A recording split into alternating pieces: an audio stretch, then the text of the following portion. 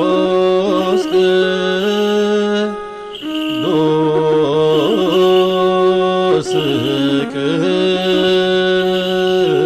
ቅዱስ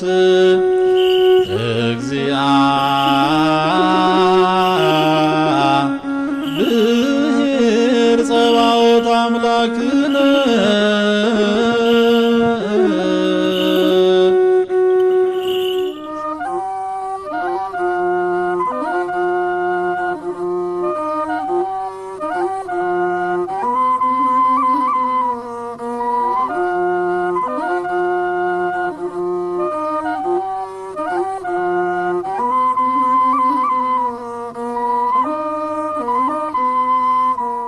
በስመ አብ ወወልድ ወመንፈስ ቅዱስ አሐዱ አምላክ።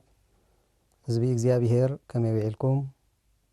አሜን። እቲ ህያውን ለባህርን ዝኾነ እግዚአብሔር አምላኽና ካብ ድኻም አጽኒዑ ካብ ሕማም አንጺሁ ስሙን ክንጽውዕ ቃሉን ክንሰምዕ ስለ ዝፈቐደ ስሙን ዘለዓለም ዝኸበረን ዝተመስገነን ይኹን።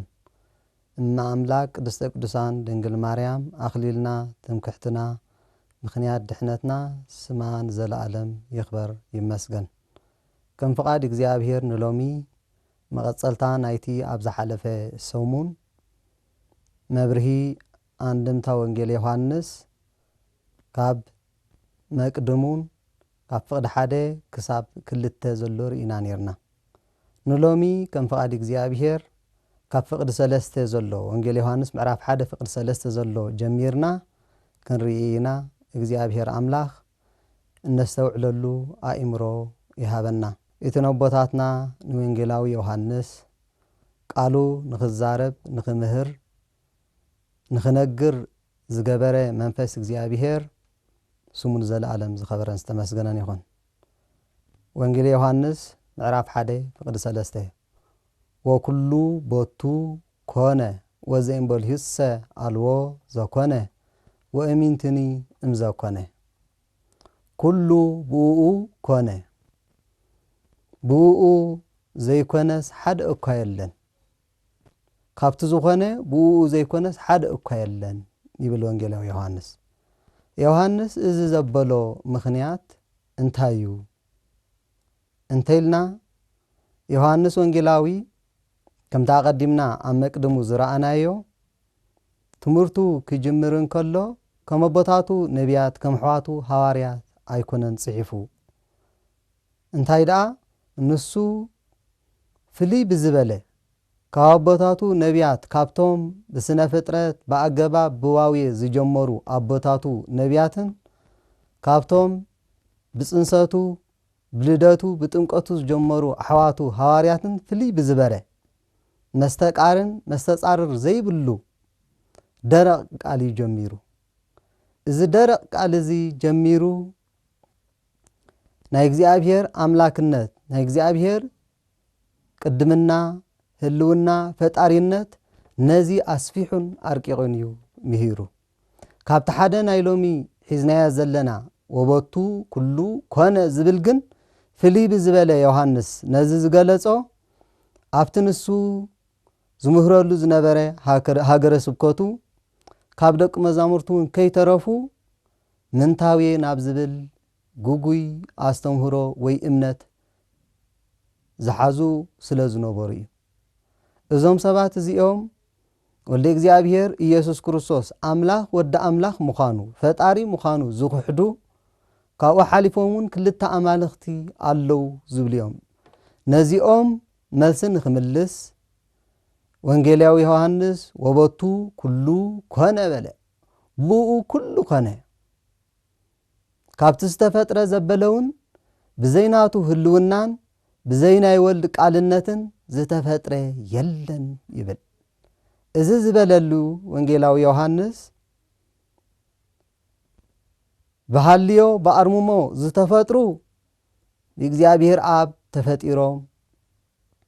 በነቢብ በገቢር ዝተፈጥሩ ከዓ በወልዲኦም ተፈጢሮም ዝብሉ ከሓቲ ስለ ዝነበሩ እዮም። ፍጥረት እግዚአብሔር በሰለስተ መንገዲ ይፈጢሩ። በሃልዮ ወይ በአርሙሞ በነቢብ በገቢር በሐሳብ በአርምሞ ዝፈጠሮም አለው በቃል ለይኩን ወይ ከዓ ይኩን ኢሉ ዝፈጠሮም አለው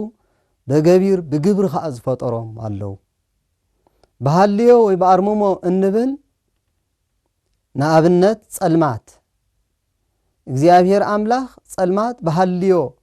ወይ በአርምሞ ካብ ዝፈጠሮ ሓደ እዩ ብርሃን ብቃል ብርሃን ይኩን ኢሉ ዝፈጠረ እዩ ዘፍጥረት ምዕራፍ 1 ፍቅዲ 5 ምምልካት ይከኣል ብርሃን ይኩን በለ እሞ ብርሃን ኮነ ጽቡቕ ኮይኑ ከዓ ተረኣዮ ይብል እግዚአብሔር ዝፈጠረ ሁሉ ጽቡቕ ኮይኑ ከዓ ተረኣዮ እግዚአብሔር ጸልማት ብርሃን ካብ ጸልማት ይፈለበለ ይብል እሞ ለይትን መዓልትን ኢሉ ከዓ ሰመዮ ጸልማት ብሃልዮ ዝተፈጥረ ኸውን ከሎ ብርሃን ከዓ ብቃል ብነቢብ እዩ ተፈጢሩ ብገቢር ዝተፈጥረ ሓደ ፍጥረት እዩ እሱ ከዓ ወዲ ሰብ እዩ ንኡ ንፍጠር ሰብኣ በአርአያነ ንኡ ንግበር ሰብኣ በአርአያነ ወበአምሳሊነ ኢሎም ስላሴ ንሰብ ንዑ ከም መልክዕና ብምስልና ሰብ ንፍጠር በለ ከም ዝብል ዘፍጥረት ምዕራፍ 1 ፍቅዲ 26 ብገቢር ዝፈጠርዎ ንወዲ ሰብ ጥራሕ እዩ ነዚ ፍጥረት እዚ ስላሴ ክፈጥሩ እንከለዉ ግን ሓደ ቃል ተናጋሪ ሓደ ልቢ መኻሪ ኮይኖም ዳ እምበር ኣብ ሃልዮን በአርምሞን ጥራሕ ይፈጢሩ ወልድ ብቃልን ብገቢርን ወይ በነቢብን በገቢርን ጥራሕ ይፈጢሩ ዝብል አስተምህሮ እዚ ጉጉይ አስተምህሮ እዩ እዚ ካበይ ዝመጻ አስተምህሮ እዩ እንተተባህለ እዚ አስተምህሮ እዚ ካብ ፍልስፍና ወይ ፍላስፋታት ናይ ግሪክ ዝነበሩን እሞ ምንታውየ ክልተ አማልኽቲ ኢሎም ዝኣምኑን ዝመጸ እዩ ካብኦም ጥራሕ ዘይኮነ ግን ናይ ዮሐንስ ደቅ መዛሙርቱን ከይተረፈ ዮሐንስ ካብኦም ኣብ ዝኽወለሉ በዛ አስተምህሮ እዚ ዝዝምብሉ ነይሮም እዮም ከም ኣብነት ዝኾነና መልእክቲ ዮሐንስ ምዕራፍ 1 ፍቅዲ 1 ትርጓማ እንድምትኡ መተርጉማን ሐዲስ አስፊሖም ጽቡቕ ገይሮም ገሊጾም ኣለው ዮሐንስ መልእክቱ ክጅምር እንከሎ ከምዚ ኢሉ ዝጅምር ወናሁ ንዘንወክሙ አሃዊነ ከመዝሃሎ እምቅድሚ ውእቱ ኢሉ ይጅምር ኣሕዋቴ ብዛዕባ እቲ ካብ መጀመርታ ዝነበረ ንነግረኩም ኣለና ይብል እንታይ ኮይኑ ዮሐንስ ከም ኢሉ ኣብ መልእክቱ እውን ከምታ ኣብ ወንጌሉ ክጅምር እንከሎ ቀዳሚሁ ቃል መጀመርታ ቃል ነበረ እቲ ቃል ኣብ ኣምላኽ ነበረ ኢሉ ዝጀመሮ ኣብ መልእክቱ እውን ኣሕዋቴ ብዛዕባ እቲ ካብ መጀመርታ ዝነበረ ንነግረኩም ኣለና በለ እዚ ዝበለሉ ምኽንያት ዮሐንስ ወልደ እግዚአብሔር መሲሕ ንጉስ እናበለ ክምህር እንከሎ ድምጥያኖስ ንጉስ ሕጅስ ከዓ ኣብ ልዕለይ ንጉስ ከንግሰለይ ደሊ ብምባል ኣሰሮ ምስ ኣሰሮን 7 ዓመት ኣሰሮ እሞ እቶም ደቂ መዛሙርት ናይ ዮሐንስ ዝነበሩ ኩሎም ሓደ ክሕደት ክምህሩ ጀመሩ ወደ መዝሙር ካብ መምህሩ እንተደኣ ተፈልዩ ክሕደት የምጽእ እዩ ምስ መምህሩ እንተሎ ግን ክሕደት ኣየምጽእኒ ካብ መምህሮም ስለ ዝተፈለዩ ክሕደት ኣምጽኡ እቲ ዘምጽእዎ ክሕደት ከዓ ከም ዝብል ነበረ እቲ ቀዳማይ እቲ ካብ ምውታን ዝተንስአ ቀዳማዊ ኣይኮነን ዝብል ክሕደት ኣምጽኡ ለቱ ስብሃት ቀጺሎም እውን እቲ ካብ ምውታን ዝተንስአ ንብርሃን እምበር ንጸልማት ኣይፈጠረን በነቢብ በገቢር ዳ እምበር ነቶም በሃልዮ በአርምሞ ዝተፈጥሩን ኣይፈጠሮምን ዝብል ክሕደት ኣምጽኡ እዚ ካበይ ወሰድዎ እንተኢልና ካብ ግኖስቲካውያን ዝወሰድዎ እዩ እቲ ካብ መጀመርታ ዝነበረ እሞ ምእንታና ካብ ሰማያ ሰማያት ወሪዱ ካብ ቅድስት ድንግል ማርያም ተወሊዱ ኣብ መስቀል ተሰቂሉ ኣብ መቃብር 3 ለይትን 3 መዓልትን ሓዲሩ ዝተንሰየ ኣምላኽ ወዲ ኣምላኽ እቲ ካብ ምውታን ዝተንሰየ ቀዳማይ ኣይኮነን ዝብል ክሕደት ክምህሩ ጀመሩ ነዚ ክምልሰሎም ዮሐንስ ወንጌላዊ እንታይ በለ ኣሕዋቴ ብዛዕባ እቲ ካብ መጀመርታ ዝነበረ ንነግረኩም ኣለና ኢሉ ንነግረኩም ኣለና ዘርኢናሁ በአይንቲነ ወዘሰማኢናሁ በእዘኒነ ወዘጠየቃሁ ወዘገሰሳሁ እደዊነ እስመ ህይወት ተአውቀት ለነ ወርኢና ወስምዓ ኮነ በለ ዮሐንስ ኣሕዋቴ ብዛዕባ እቲ ካብ መጀመርታ ዝነበረ ነግረኩም ኣለና እቲ ብዓይንትና ዝረኣናዮ ብዓይንትና ዓይንን ዘይብሉ ገጽ ኣብ ልሙጽ ገጽ ዓይንቲ ክፈጥር ዝረኣናዮ እቲ ብኣእዛንና ሰማዕናዮ ኣብ ፈነወኒ ወኣነ ተፈነኩ እንዳበለ ብኣእዛንና ሰማዕናዮ ወዘገሰሳሁ ወዘጠየቃሁ እደዊነ እቲ ብኣእዳውና ዝረምሰስናዮ ኣእዳው ቶማስ ኣብ ጎኑ ምስእታዋ ክኹምተራ ከለዋ እግዚእየ ወኣምላክየ ክብል እንከሎ ዝረኣናዮ ነገር ህይወት ንነግረኩም ኣለና ህይወት ንዓና ተገሊጻ እቲ ህይወት ዝኾነ ኣምላኽ ወዲ ኣምላኽ ኢየሱስ ክርስቶስ ንዓና ተገሊጽ እዩ ተረዲእና እውን ወስምዓ ኮነ ምእንቱ ኸዓ ንምስክር ኣለና እንዳበለ ዮሐንስ ይምሮ ነዚ እምበኣር ዘብኦ ኩሉ በቱ ኮነ ብኡ ኩሉ ኮነ ካብቲ ዝኾነ ኸዓ ብዘይብኡ ዝተፈጥረ የለን ዝብሎም ኢሉ ዝጅምር ወንጌሉ ዮሐንስ ወልደ ነጎድጓድ በዚ ደቂ መዛሙርቱ ከይተረፉ ነቲ ዘለዓለማዊ ዓለም ቅድሚ ምፍጣሩ ዘመን ቅድሚ ምቁፃሩ ፍጥረት እግዚአብሔር ቅድሚ ምጅማሩ ዝነበረ ኣምላኽ ወዲ ኣምላኽ ቀዳማዊ ኣይኮነን እቲ ዝተንስአ ቀዳማዊ ኣይኮነን ኢሎም ደቂ መዛሙርቱ ከይተረፉ ክምህሩ ስለ ዝጀመሩ እዩ ቀዳማዊ እሱ ንዓለም ካብ ዘይምህላው ናብ ምህላው ዘምፀአ ንፍጥረቱ ኩሉ ቀዳማዊ እዩ እሱ ዝነበረን ዘሎን ዝነብር እዩ ኣልፋ ወኦ መጀመርታን መወዳእታን እውን ንሱ እዩ ነዛ ዓለም እዚኣ ካብ ዘይምህላው ናብ ምህላው ዘምፀአ ነዛ ዓለም እዚኣ እውን ሕሊፉ ዝነብር ዘለዓለማዊ ኣምላኽ ኢየሱስ ክርስቶስ ንሱ እዩ እቲ ኣካላዊ ቃል ዝኾነ ንሱ እዩ እንዳበለ ደቂ መዛሙርቱ ክምህሮም ጀመረ ኩሉ ግዜ ወደ መዝሙር መምህሩ እንተዘየሎ ክሕደት ይዘርኢ እዩ ክሕደት የምጽእ እዩ እዚ ጥራሕ እውን ኣይኮነን እንታይ ዳ ንሳቶም ንብርሃን ዳፈጠረ እምበር ንጸልማት ኣይፈጠረን በሉ በነቢብ በገቢር ጥራሕ ዳ እምበር ባህልዮ በአርምሞ ኣይፈጠረን ምስ በሉውን ንሱ ፈጣሪ ኩሉ ምዃኑ ክገልጸሉ ወኩሉ በቱ ኮነ ኩሉ ብኡ ኮነ በሎ ብዘይ ብኡ ዝኾነ ሓደ እኳ የለን በሎ ብዘይ ፍጥረት እግዚአብሔር ብዘይ ናይ እግዚአብሔር ወልድ ቃልነት ብዘይ ናይ እግዚአብሔር ወልድ ህላዌ ዝተፈጥረ ፍጥረት የለን ኩሎ ዘፈጠረ እግዚአብሔር ዘእንበለ ጸጸ ወትንንያ ከም ዝብል ማለት እዩ ንደቀ ነቢያት ሙሴ እግዚአብሔር ኩሉ ፈጠረ ጻጸን ጽንጽያኑን ከይተረፈ እግዚአብሔር ንኩሉ ፈጠረ ይብል እግዚአብሔር ብዘይ ናይ እግዚአብሔር ፍቃድ ዝተፈጥረ ናብዚ ዓለም ዝኾነ ኣብ ሰማይ ዝመጸ የለን እግዚአብሔር ነዚ ሰማይዝን ነዚ ዓለምዝን ኣብ ሰማይ ንዘሎን ሰማያትን ዝፈጠረ ኣምላኽ ሓደ ኣምላኽ ንሱ እዩ ነዚዩ ወበቱ ኩሉ ከነ ዝበሉ ንጸልማት ኣይፈጠረን ንብርሃን ይፈጢሩ ውናይ ትበሉ እግዚአብሔር ንኩሉ ይፈጢሩ ንጸልማት ደዩ ንብርሃን ንለይቲ ደዩ ንቀትሪ ዝፈጠረ ነቶም ባህልዮን በነቢብም በገቢርን ዝፈጠረ እግዚአብሔር እዩ እግዚአብሔር ብርሃን እዩ ኣብኡ ኸዓ ጸልማት ዝብልዎ ከቶ የለን እንዳበለ ዮሐንስ ዝገለጸው ነዚ እግዚአብሔር ብርሃን እዩ ኣብኡ ኸዓ ጸልማት ዝበሃል ከቶ የለን ስለዚ ወልደ እግዚአብሔር ናብዚ ዓለም እዚ ክመጽእ ከሎ ወመጻ በፍቃዱ ወበፈቃድ አብሁ ወስምረት መንፈስ ቅዱስ ይልገሊጽዎ ዘሎ ነዚ ብፍቃዱ ብፈቃድ አቡኡን ብስምረት ናይ መንፈስ ቅዱስን እዩ እግዚአብሔር ወልድ ናብዚ ዓለም እዚ ዝመጸ እምበር ንሱ ፈጣሪ እዩ ነዚ እዩ ኣብ መክብቡን እግዚአብሔር እንታይ ዝብሎ ወለድኩከ እምቅድመ ኮከበ ጽባሕ ይብሎ እምቅድመ ይትፈጠሩ ኣድባር ወአውጉር ወእምቅድመ ይትፈጠሩ ፀሐይ ወወርህ ወከዋክብት እንዳበለ ገሊጽዎ ዘሎ ነዚ እዩ እግዚአብሔር ኣምላኽ ንእግዚአብሔር ወልድ ጎበታትን እምባታትን ቅድሚ ምፍጣሮም ፀሐይን ወርሕን ከዋክብትን ቅድሚ ምፍጣሮም ቅድሚ ኩሉ ፍጥረት እግዚአብሔር ወልድ ካብ እግዚአብሔር አብ እምአብ ዘእንበለ እንብሎ ቀዳማይ ልደት እግዚአብሔር ወልድ ተወልደ ድሕሪ ዓለም ከዓ ካብ ኣዴና ቅድስት ድንግል ማርያም እምእም ዘእንበለ አብ ካብ ኣደ ብዘይ ኣቦ ተወልደ ወነአምን ክልኤተ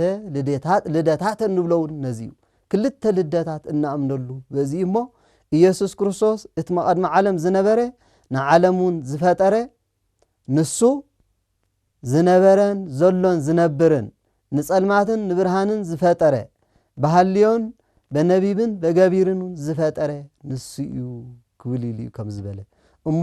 በዚ ዝጠራጠር ክህልወና ይግባአኒ ደቀ መዛሙርት ናይ ዮሐንስ ከምዚ ኢሎም ክዝምብሉ እቲ ዝተንሰአ ቀዳማዊ ኣይኮነን እሱ ንጸልማት ኣይፈጠረን ንሃልዮን ብናርሙሞን እውን እሱ ኣይፈጠሮም ክብሉ ዘገደዶም እንታይ እዩ እንተይልና ነዚ ዘምጽዎቶም ምንታውየ ኢሎም ዝምህሩ ግኖስቲክሳውያን እዮም ግኖስቲክስ ዝበሃሉ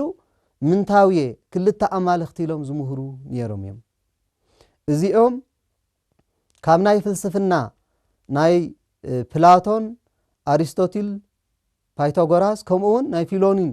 ካብ ናይ አይሁዳውያን ካብ ናይ ፋሪሳውያን ኣማልኽቲ እውን ከይተረፉ ናይ ከነአናውያን ምቁጻር ከዋኽብትን ጥንቆላን ከይተረፈ ሒዞም ዝተንስኡ ድሓር ናብታ ቤተ ክርስቲያን ክርስትና ተቐቢልና ኢና ብምባል ናብ ቤተ ክርስቲያን ዝኣተዉ ኣፍታ ቤተ ክርስቲያን ኮይኖም ግን ንቤተ ክርስቲያን ዝኸፍአ ፈተና ዝኾንዋ ግኖስቲክስ ዝበሃሉ ነይሮም እዮም ግኖስቲክ ማለት ግኖሲስ ካብ ዝብል ናይ ግሪክ ወይ ጽርእ ቃል ዝመጸ ክኸውን እንከሎ ፍልጠት ማለት እዩ ግኖስቲክስ ማለት ከዓ ፈላጣት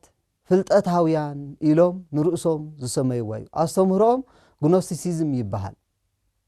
ብዛዕባ ፍልጠት ይብል ስለዚ እዞም ሰባት እዚኦም እዞም ንርእሶም መሪጾም ፍልጠት ወይ ፈላጣት ኢሎም ንርእሶም ዝሰመዩ ሒዞሞ ዝተንስኡ ኣስተምህሮ እንታይ እዩ ነይሩ እንተይልና ሰብ ብፍልጠት እምበር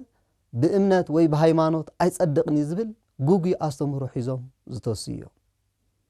ኣብ ናይ ምስጢረ ስላሴ ኣብ ናይ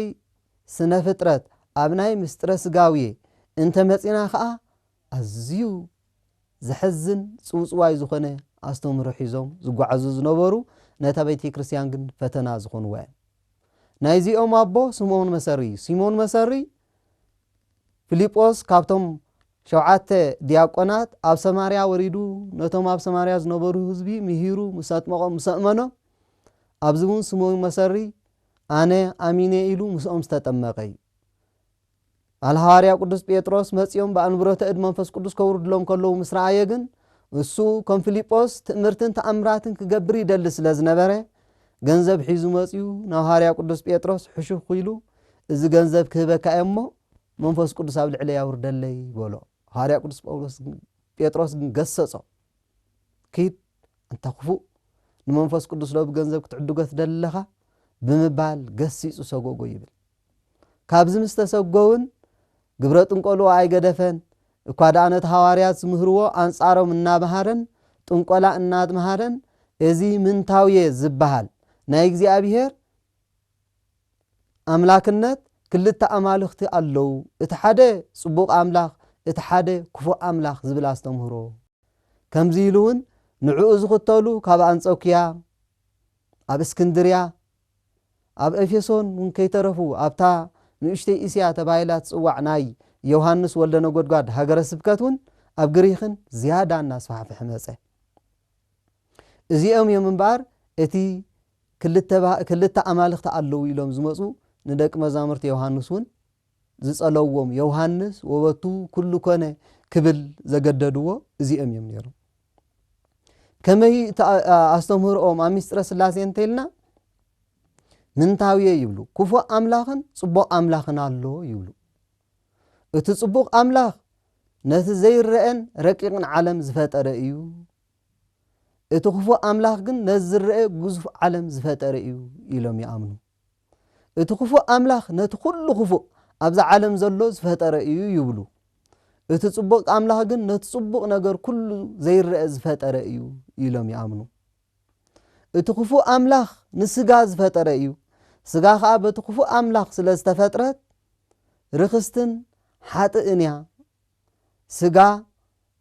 ትንሳኤ የብላን እንታይ ደኣ በስቢሳ ክትተርፍ እያ ኢሎም ዝኣምኑ እዮም ነፍሲ ግን ካብቲ ጽቡቕ አምላኽ ስለ ዝተፈጥረት ካብ ብልጭታ መለኮት እያ ተፈጢራ እሞ እሳ ዘለዓለማዊት እያ ኢሎም ንነፍስውን መለኮታዊት ከም ዝኾነት ገይሮም ጉጉይ አስተምህሮ ዝምህሩ እዮም እዞም ግኖስቲክስ ዝበሃሉ ዘለው ኣብ ስነ ፍጥረት ክንመጽእ እንከለና መዓስ ዝጥራሕ ኣብ ምስጢረ ስጋዊ ክንመጽእ እንከለና ብፍሉይ ከዓ ወልደ እግዚአብሔር ኢየሱስ ክርስቶስ ወይ ከዓ እቲ ሰማያዊ አካላዊ ቃል ስጋ ኣይተዋህደን ዝብል አስተምህሮ ዝምህሩ እዮም ስጋ ኣይተዋህደን እንታይ ደኣ ኣብ ሩባ ዮርዳኖስ ጥራሕ መጽዩ ሓዲሩ ነይሩ ማለት ሕድረት ዝብል አስተምህሮ ዝምህሩ ከም ናይ በዓል ማንን ዝኣመሰለ ክሕደት አስተምህሮ ዝምህሩ እዮም እዚኦም ኣብ ሩባ ዮርዳኖስ ጥራሕ እምበር ወልደ እግዚአብሔር ኢየሱስ ክርስቶስ ኣይመጸን ዝብሉ በሰማይ ባህቲቱ ዝብሉ እዮም ኣብ ሰማይ ጥራሕ እምበር ኣይመጸን ኢሎም ዝምህሩ ሰባት እዮም መከራ መስቀል ኣይተቐበለን ኣይሞተን ኣይሓመመን እንታይ ደኣ ሕሉፍ ሓሊፍዎም ስምዖን ቀረናዊ መከራ ተቐቢሉ ኢሎም ዝኣምኑ ዝሕዝን አስተምህሮ ዝምህሩ ሰባት እዮም ነይሮም እዞም ሰባት እዚኦም ዮሐንስ ነዚኦም ክምልሰሎም እንከሎም ባሪ አኮ በሰማይ ባህቲቱ አላ በሰማይኒ ወበምድርኒ ወበመንፈስ ኢሉ ዝምልሰሎም ነዚ እግዚአብሔር ወልድ አካላዊ ቃል ኣብ ሰማይ ጥራሕ ኣይኮነን እንታይ ደኣ ኣብ ሰማያትን ኣብ ምድርን ኣብ መንፈስን ዘሎ እዩ ኢሉ ህላዌ ናይ እግዚአብሔር ወልድ ይምልሰሎ ከምቲ ቅዱስ አትናቴዎስ ይልዎ ዘሎ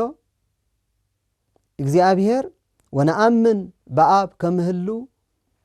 በወልድ ወመንፈስ ቅዱስ ወነአምን በወልድ ከምህሉ በአብ ወመንፈስ ቅዱስ ወነአምን በመንፈስ ቅዱስ ከምህሉ በአብ ወበወልድ እንዘ ህልዋን በአብ ህልዋን እምንቱ በበአካላት ይሆሙ ዝብሎ ነዚ ማለት በአብ ነአምን ኣብ ወልድን ኣብ መንፈስ ቅዱስ ህሉ ከም ዝኾነ በወልድውን ነአምን ኣብ አብን ኣብ መንፈስ ቅዱስን ሁሉ ከም ዝኾነ ብመንፈስ ቅዱስን ነአምን ኣብ አብን ኣብ ወልድን ሁሉ ከም ዝኾነ ኣብ አብ ህልዋን ኮይኖም በበአካላቶም ከዓ ህልዋን ከም ዝኾኑ ነአምን ዝብል አስተምህሮ ናይ ቤተ ክርስቲያንና እዚ እግዚአብሔር ወልድ ለቱ ስብሃት ንሱ ብዝተፈለየ አካሉ ካብ ሰማያ ሰማያት ወሪዱ ካብ ቅድስት ድንግል ማርያም ካብ ስጋ ስጋ ካብ ነፍሳ ነፍስ ወሲዱ ሰብ ዝኾነ አምላኽ ሰብ ዝኾነሉ ሰብ አምላኽ ዝኾነ ተዋህዶ እንብሎ ስላሴ በተዋህዶ ወተዋህዶ በስላሴ ተከፍሎ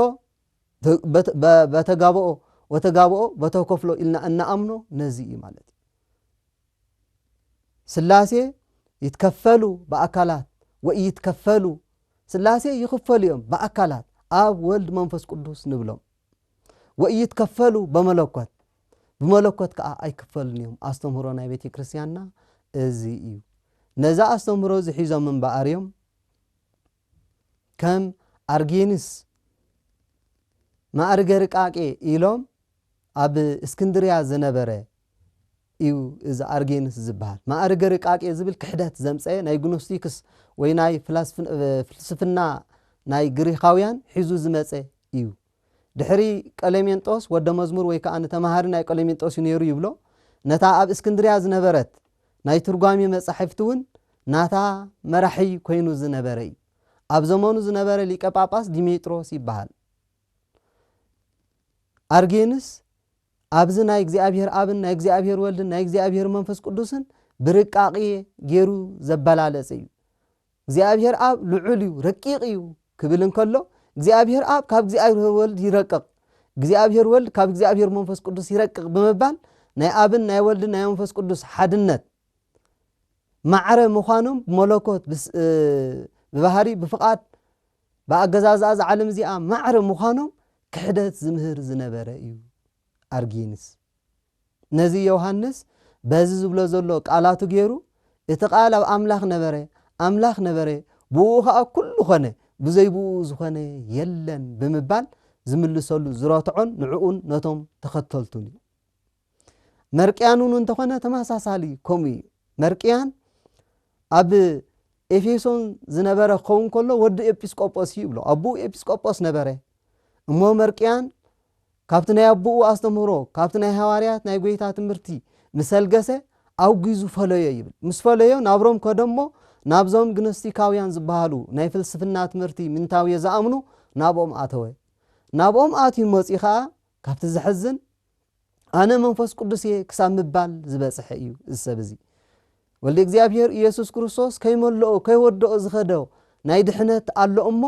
ኣነ መንፈስ ቅዱስ ኮይኑ ንዕኡ ክምልእ ዝመጻኹ እየ ብምባል ምንታውየ እዚ ክልተ ኣማልኽቲ ዝብል ዝኣምንን ንደቂ ሰብ ንሰባት እውን ከምዚ ኣብ ሰለስተ ዝኸፍልን ዝነበረ ስጋውያን መንፈሳውያን ነፍሳውያን እንዳበለ ኣብ ሰለስተ ይኸፍሎም ስጋዊ ኢሉ ዝጽውዖ መንፈሳዊ ነፍሳዊ ዝብሎን መንፈሳዊ ዝብሎን ነይሩ እዚ ናይ ኣስተምህሮ ናይ ግኖስቲክስ እዩ መንፈሳዊ ሎም ዝጽውዕዎ ነፍሶም እዮም ኣብ ማዕርገ ፍጻሜ ዝበጽሐ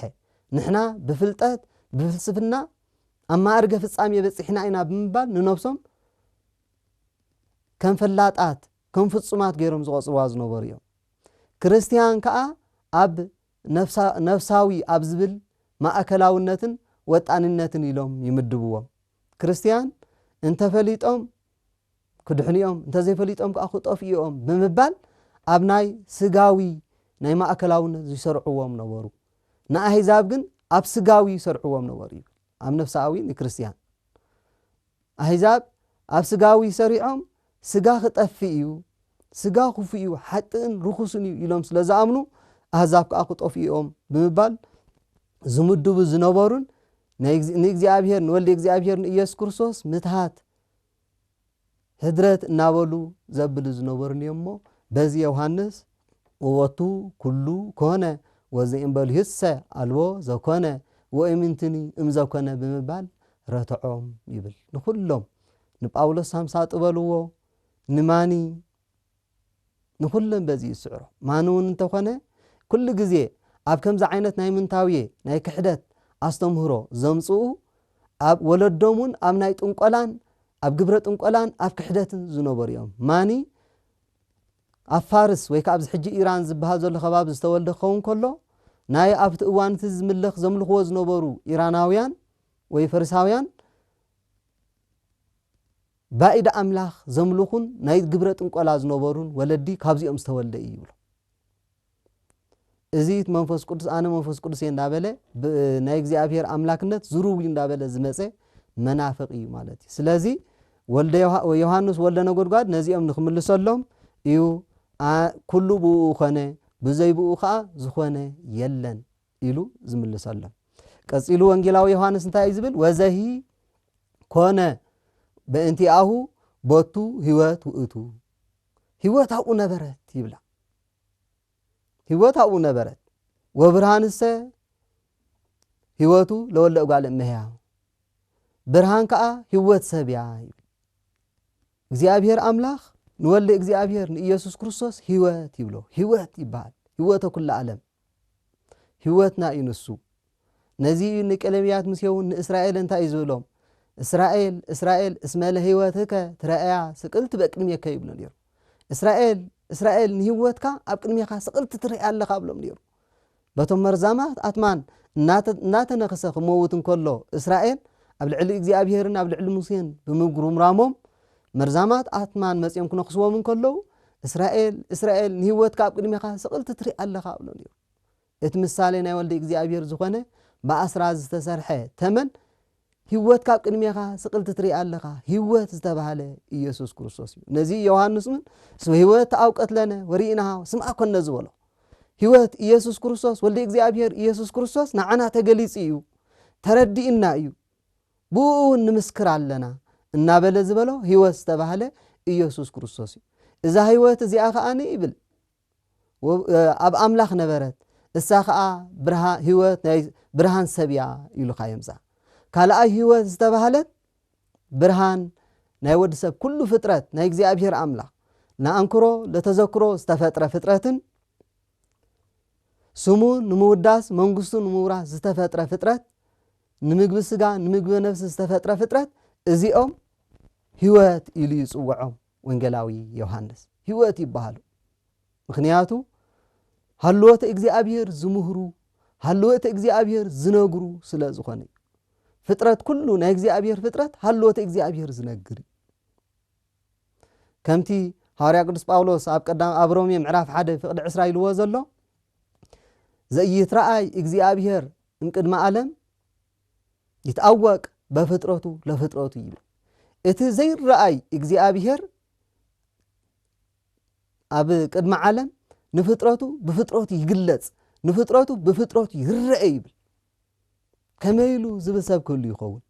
إግዚአብሔር نفطرته بفطرته زرأي مخنياته إግዚአብሔር انتايو زي يسترئي ويسترئي إلهم يقلصوه زي الرأي بملكوته زرأي بفطرته كريو نخئلنا يجلس يرأي إግዚአብሔር بملكوته جن كريو عين خئلنا مخنياته لك نبيات موسى إግዚአብሔር قص كأرينا أو زبلو لجزية سبنا عين انتريو بيوت كنبر أي كئلنيو زبلو النزي بملكوته إግዚአብሔር كريو زخئل يلن أمه ما يدعى اسم نبيات يول إግዚአብሔር وتناتصروا قص بقص زبلو زبل سب كل يخل خون نبيات إግዚአብሔር رأيوه انت بله إسات رئينا دمنا رئينا نفاس رئينا نمبال دا أنبر إግዚአብሔር بملكوته زرأيو حد أكا يلن اتاب عفو زخنا ولد انت زي كوينو إግዚአብሔር زرأيو حد أكا يلن إግዚአብሔር جن نفطرته بفطرته يرأي كما يلو بفطرته يرأي سماي إግዚአብሔር أملاحكم زولي ينقر انتهي اندابله سمايات ينقرأ سبحات إግዚአብሔር وطفر يعد قبر إدويه كمزل مالت قدس داويد مزمور معراف 18 سمايات نا إግዚአብሔር مسغانا ينقرأ طفر قبر أداو يزنتو نا إግዚአብሔር أداو يزنتو انتهي اندابله سماي سفوحيو إግዚአብሔርን ملو يعب كله اندابله سماي مودعتها يبلون إግዚአብሔር ملو بكله أب كل إግዚአብሔር ملؤ النابله سماي ينقر سماي صنعيو أي قددنيو سلازي إግዚአብሔር كأصنعيو حياليو النابله سماي نا إግዚአብሔር كبري نا إግዚአብሔር هلاوي ينقر فطرت كل نا إግዚአብሔር ينقر انبقر فطرت إግዚአብሔር كم زلو إግዚአብሔር نعنا زرأيلو نعنا زقلصلو فطرت إግዚአብሔር نزي يوون دق سبدا ينستوعلني نمبر إግዚአብሔር بستفعلاليه منقد يزارب برأي يزارب بجهدون يزارب زبلو برأي يزارب بجهدو بفطرته بيرخا إግዚአብሔር يزارب يجلس إمو زي يسترئي ويسترئي ناولو أبوتاتنا زقلصوه نزيو برهان اتا برهان كا هيوت سب نبرت نابلت قليص وازلو نزي كمي مالتي اسم برهان يسترئي واستصمت برهان أب صلمات يرأيو صلمات كا أيكل كلوني وصلمتني يقربو ويركبو يبل صلمات كا أيكل كلوني أيقربوني يبل كمي مالتي إግዚአብሔር أملاك هيوت زتبهالت كم تقدمنا زنبرنا إግዚአብሔር نفطرته ذهب هيوت كتكون كلا تخاليت هيوت زبلاخا ሃይማኖትያ ሪቨሊሽን ናወሉን ኣብ ቴዎሎጂ ይገልጽዋ ሃይማኖት ካብ እግዚአብሔር ዝተዋሃበት ንወድ ሰብያ ስለዚ እግዚአብሔር ንዓና በሃይማኖት ገይሩ ህይወት ሃበና ወድ ሰብ በሃይማኖት ተማራሚሩ እንተ ዳአኒ ንእግዚአብሔር ፈሊጥዎ እቲ ስውር ዝኾነ እግዚአብሔር ከዓ ይግለጸሉ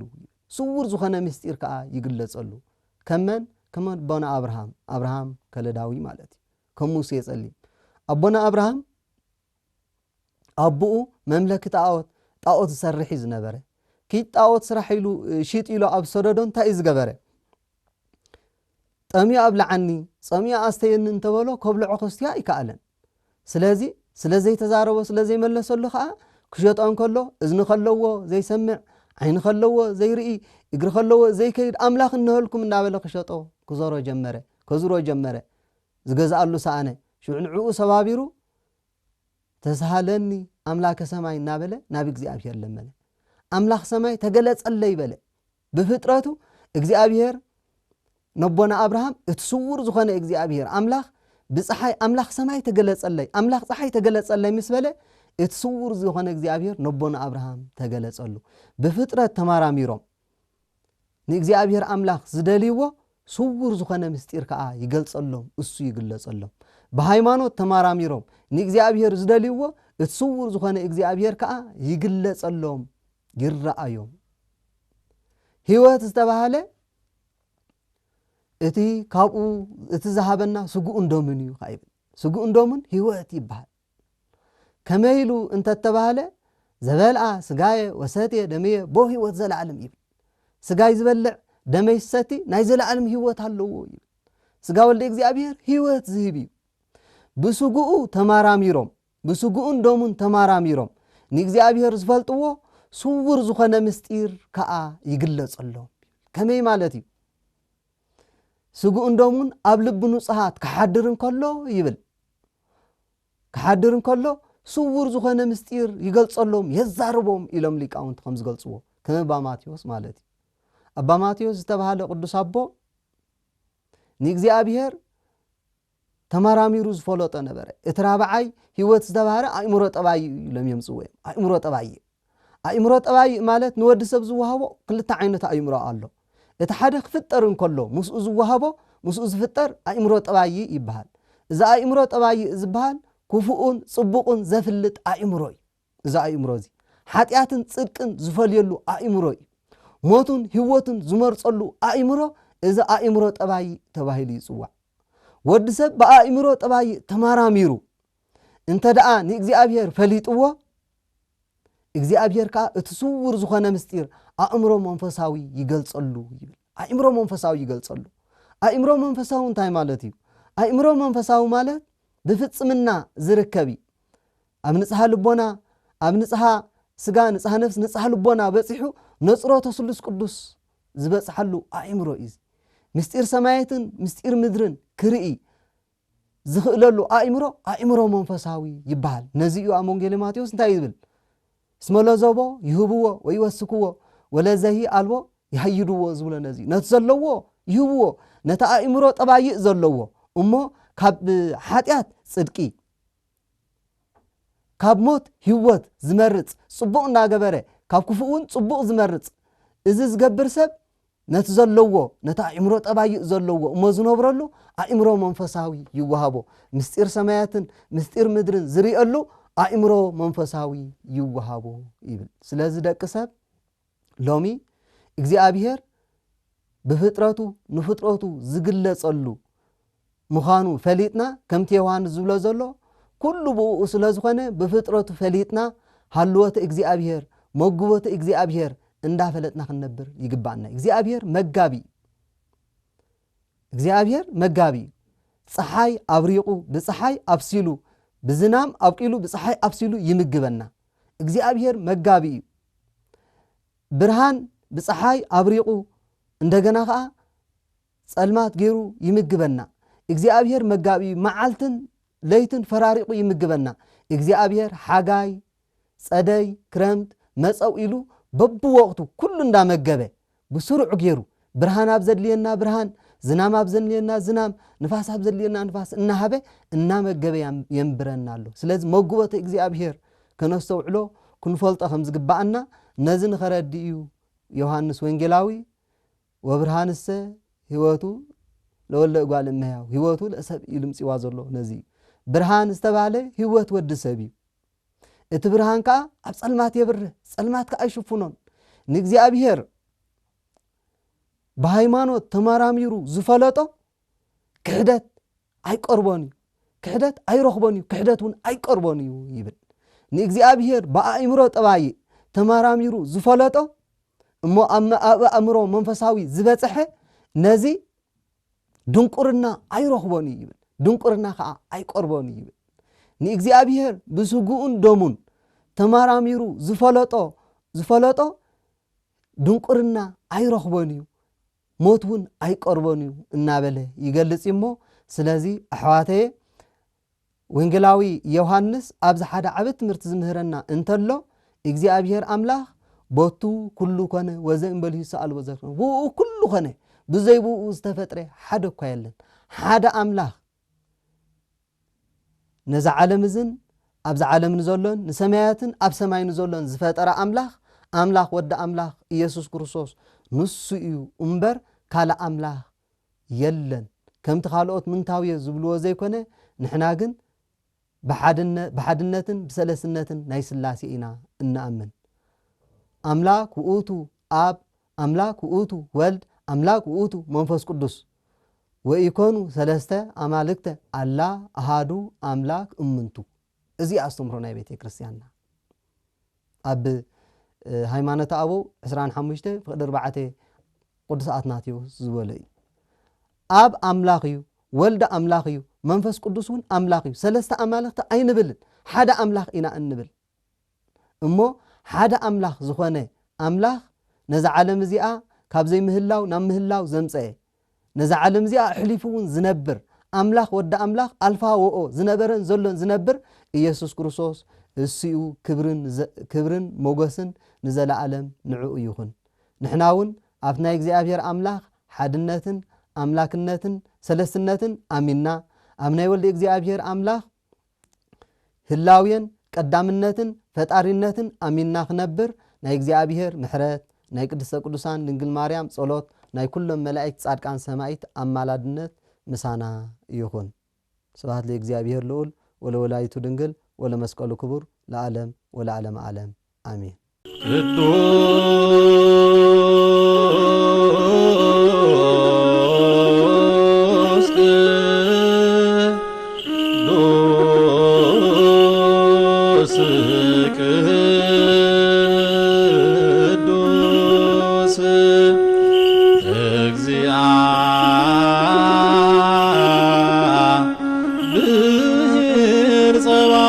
أملاك